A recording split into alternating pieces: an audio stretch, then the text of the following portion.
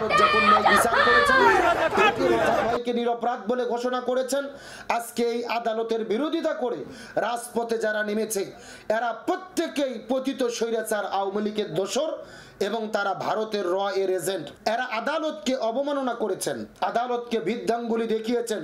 সুতরাং আমি মনে করি এদেরকে রাজপথে নেমে গণধলাই দিয়ে পিটায়া পিঠের চামড়া তুলে দেওয়া দরকার। আজকে এটিএম আজহার ভাইয়ের মুক্তিতে তাম বাংলাদেশের তৌহিদি জনতা আনন্দিত, কিন্তু এটিএম আজহার ভাইয়ের মুক্তি পাওয়ার পরই আমরা দেখতে পেলাম ঢাকা শহরে বাম সংগঠনের নাম দিয়ে কিছু লোকজন রাজপথে নেমে এটিএম আজহার ভাইয়ের মুক্তির বিরোধিতা করছেন এবং তারা স্লোগান দিচ্ছেন, জামাত শিবির রাজাকার, এই মুহূর্তে বাংলা ছাড়, এটিএম আজহারের মুক্তি মানি না, মানব না।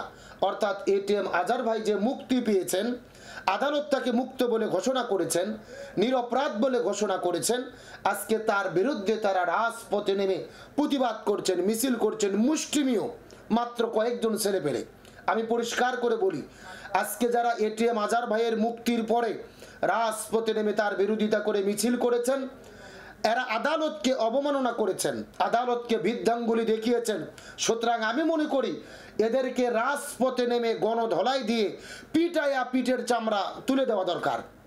তার কারণ এরা তো তারা যারা শাহবাগের চত্বরে গণজাগরণ মঞ্চ তৈরি করে, মব জাস্টিস তৈরি করে আদালতকে বৃদ্ধাঙ্গুলি দেখিয়ে মিথ্যা গণজাগরণ মঞ্চের আন্দোলনের নামে নিরপরাধ মানুষদেরকে তারা ফাঁসির দড়িতে ঝোলানোর জন্য ব্যবস্থা করে দিয়েছিলেন।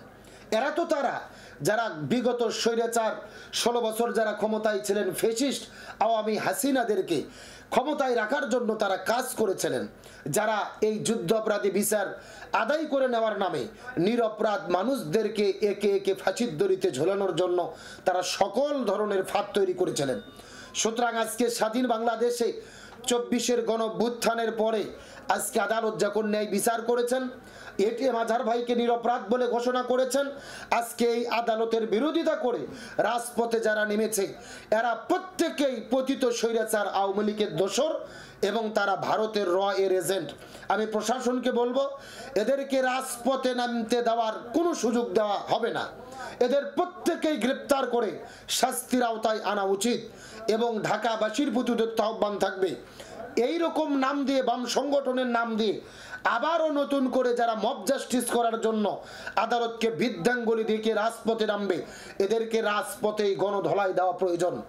আজকে এটিএম আজহার ভাই মুক্তি পেয়েছেন, এটিএম আজহার ভাইয়ের মুক্তির মাধ্যমে সত্যের বিজয় হয়েছে। আল্লাহর কোরআন বলেছেন সূরা বনী ইসরাঈলের 81 নম্বর আয়াতে, অকুল জা আল হাক্কু ওয়া জাহাকাল বাতিল ইন্নাল বাতিলা কানা জাহুকা।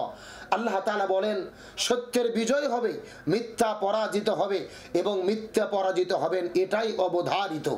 সুতরাং এটিএম আজহার ভাইয়ের আজকের এই রায়ের মাধ্যমে তিনি সত্যের পক্ষে যে ছিলেন, তিনি নিরপরাধ ছিলেন, কোনো অপরাধ করেন নাই, এটাই প্রমাণ হয়েছে। এবং আদালত রায়টা বলতে গিয়ে সম্পূর্ণভাবে তাদের মন্তব্য ছিল এটা মিসক্যারিজ অফ জাস্টিস।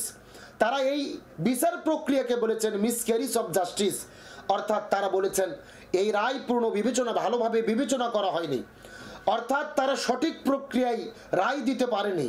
তার মানে বিচার প্রক্রিয়ার নামে যেটা করা হয়েছিল এটা সম্পূর্ণ সাজানো নাটক এবং হত্যাকাণ্ড ছিল, এটা প্রহসন ছিল। জামাত ইসলাম এবং বিএনপির যে সমস্ত নেতাদেরকে ফাঁসির দড়িতে ঝুলিয়ে হত্যা করা হয়েছে, যাদেরকে অন্যায়ভাবে কারাগারে রেখে শাস্তি দেওয়া হয়েছে, প্রত্যেকটা ফাঁসি এবং প্রত্যেকটা শাস্তি ছিল মিথ্যা। একমাত্র ভারতের ইশারায়, হাসিনার ইশারায় রাজনৈতিক নেতৃবৃন্দকে হত্যা করে এই বাংলাদেশে নেতৃশূন্য করার জন্য তারা হত্যাকাণ্ড পরিচালনা করেছেন, যার বাস্তব প্রমাণ আমরা দেখতে পেরেছি স্কাইপ কেলেঙ্কারির মাধ্যমে। এসকে সিনহা নিজে তার বইয়ের মধ্যে লিখেছেন যে হাসিনা এবং ভারতের ইশারায় এই নিরপরাধ মানুষদেরকে ফাঁসির দড়িতে ঝোলানো হয়েছে। আমরা দেখেছি আল্লামা সাঈদীর পক্ষে সাক্ষ্য দিতে চেয়েছিলেন সুখরঞ্জন বালি, আদালতের প্রান্তর থেকে উঠিয়ে নিয়ে তাকে ভারতে ফেলে দেওয়া হয়েছে। এই রকম ভাবে যে বিচার প্রক্রিয়া করা হয়েছে আজকের এই রায়ের মাধ্যমে প্রমাণিত।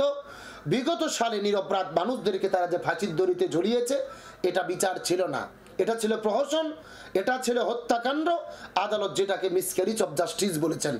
সুতরাং আজকে নতুন করে ন্যায় বিচার কায়েম হওয়ার পরে যারা রাজপথে নেমেছে এরা আওয়ামী স্বৈরাচার ভারতের র এজেন্ট। সুতরাং এদেরকে দাঁত ভাঙা জবাব দিতে হবে। যে যেখানে পাবেন সেখানে এদেরকে গণধোলাই করতে হবে।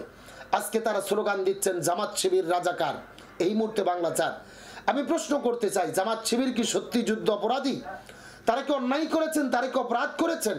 1973 সালে বঙ্গবন্ধু শেখ মুজিবুর রহমান যুদ্ধ অপরাধ ট্রাইব্যুনাল গঠন করে তিনি যুদ্ধ অপরাধের বিচার করেছিলেন। 37,000 যুদ্ধ অপরাধ তালিকা তৈরি করে তার মধ্যে তদন্ত করে 2800 রাজাকারের তারা বিচার করেছিলেন। 2800 যুদ্ধ অপরাধীর বিচার করে তার মধ্যে প্রমাণ সাব্যস্ত হয়ে মাত্র 752 জনকে শাস্তি দিয়েছিলেন। আর বাদবাকি 34,000 যুদ্ধ অপরাধীদের বঙ্গবন্ধু সাধারণ ক্ষমা ঘোষণা করেছিলেন। তবে এটা পরিষ্কার, এই 37,000 যুদ্ধ অপরাধী রাজাকারের ভেতরে জামাত ইসলামের কোনো নেতৃবৃন্দর নাম সেই জায়গার মধ্যে ছিল না। জামাতের কোনো নেতা কর্মীর নাম সেই লিস্টের মধ্যে ছিল না। আবার আমরা দেখেছি গত কয়েক বছর আগে আওয়ামী লীগ যেই রাজাকারের তালিকা প্রকাশ করেছিলেন, 10,000 রাজাকারের তালিকা প্রকাশ করেছিলেন। এই 10,000 রাজাকারের ভেতরে আওয়ামী লীগ দলের রাজাকার ছিলেন 8,060 জন, বিএনপির ছিলেন 1,034 জন এবং জামাত ইসলামের ছিলেন মাত্র 37 জন। 10,000-এর ভেতরে 8,000 রাজাকার ছিল আওয়ামী লীগ দলের ভেতরে।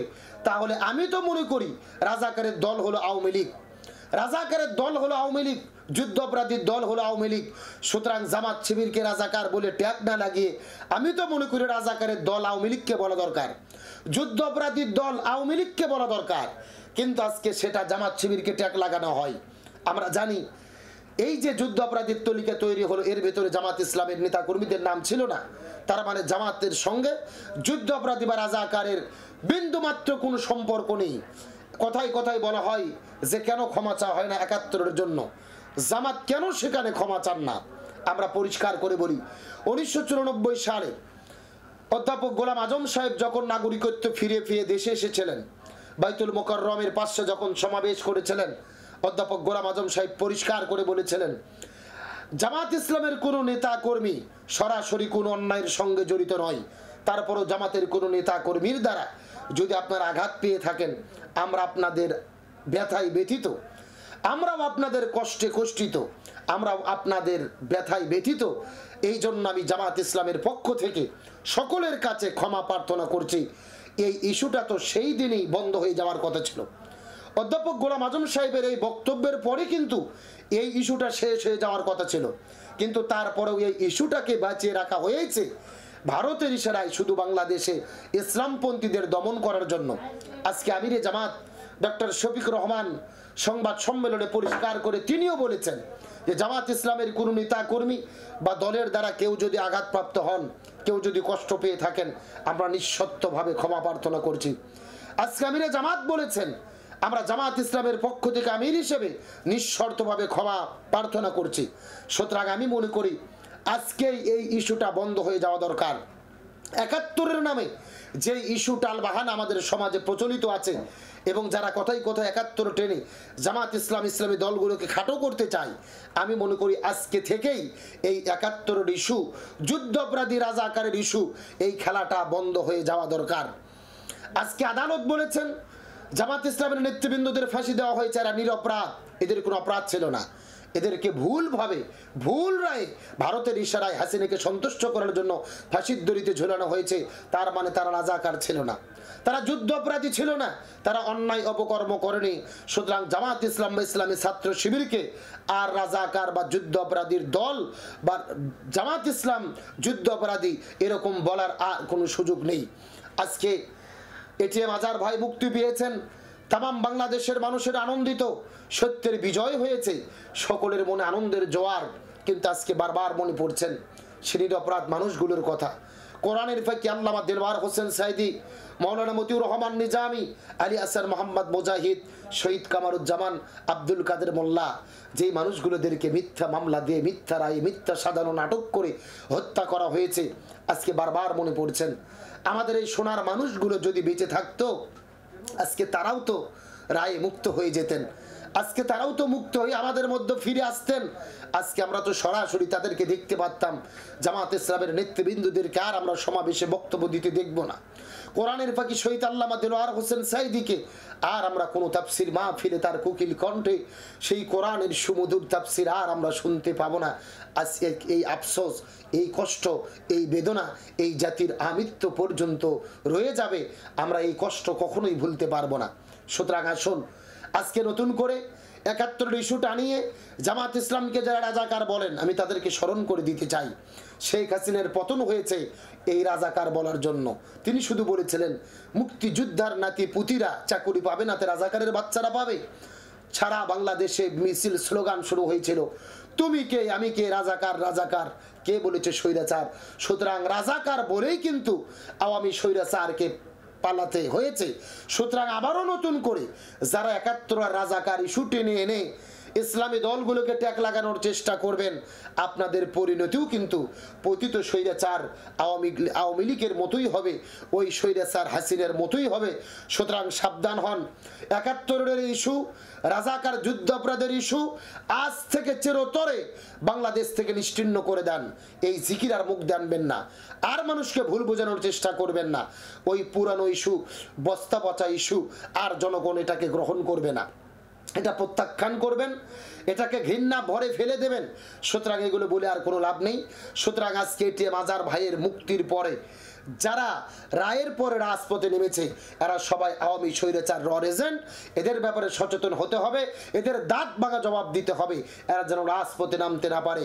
সর্বশেষ একটি কথাই বলতে চাই, আজকে রায়ের মাধ্যমে প্রমাণ হয়েছে বাংলাদেশ ইসলামপন্থীদেরকে শেষ করার যে ষড়যন্ত্র করা হয়েছিল, এই ষড়যন্ত্র নস্যাৎ হয়ে গেছেন। আগামীতেও যারা ইসলামকে ষড়যন্ত্র করে শেষ করে দিতে চাইবে তারা কখনোই পারবে না। আল্লাহ তাআলা বলেন ওয়ামাকারু ওয়ামাকারাল্লাহ আল্লাহু খায়রুল মাকিরিন। তারাও ষড়যন্ত্র করে, আল্লাহও কৌশল অবলম্বন করে। নিঃসন্দেহে আল্লাহ তাআলার কৌশলী সকল সময় বিজয় হয়। আল্লাহ তাআলার কোরআন বলেছেন ইউরিদুনা লিইতফিউ নূরাল্লাহি বিআফওয়াহিহিম আল্লাহু মুতিম্মু নূরিহি ওয়ালাউ কারিহাল কাফিরুন ওয়ালাউ কারিহাল মুশরিকুন। কাফির মুশরিকেরা ষড়যন্ত্র করে দ্বীন ইসলামকে মুখের ফুৎকার দিয়ে জমিন থেকে নিভিয়ে দিতে চায়, কিন্তু আল্লাহ তাআলা বলেন তারা কখনোই পারবে না। এই জমিন আল্লাহর জমিন, আল্লাহর দিন কায়েম হবেই হবে ইনশাআল্লাহ। সুতরাং আমাদের যে শহীদ হয়েছেন, আমাদের নেতৃবৃন্দদের ফাঁসি দেওয়া হয়েছে, আমরা প্রত্যেকটা শহীদের জবাব এই বাংলাদেশের দিন কায়েমের মাধ্যমেই দিতে চাই ইনশাআল্লাহ। আজকে বাংলাদেশে যদি আমরা দিন কায়েম করতে পারি, কোরআন সুন্নাহর শাসন কায়েম করতে পারি, তাহলে আল্লামা দেলোয়ার হোসেন সাইদি শান্তি পাবেন। মাওলানা মতিউর রহমান নিজামী, অধ্যাপক গোলাম আজম, আব্দুল কাদের মোল্লা, শহীদ মীর কাসেম আলী, যত নেতৃবৃন্দুকে মিথ্যাভাবে শহীদ করে দেওয়া হয়েছে তারা শান্তি পাবে। সুতরাং এই মিথ্যা হত্যাকাণ্ডের প্রতিশোধ আমরা এই জমিনের দিন কায়েমের মাধ্যমেই নেব ইনশাআল্লাহ। আল্লাহ তাআলা এই জমিনকে দিন কায়েমের জন্য উর্বর করে দেন, এই বাংলার জমিনকে কোরআন সুন্নাহর শাসন কায়েমের জন্য আল্লাহ তাআলা কবুল করেন। এতটুকু কথা বলে শেষ করছি। আসসালামু আলাইকুম ওয়া রাহমাতুল্লাহি।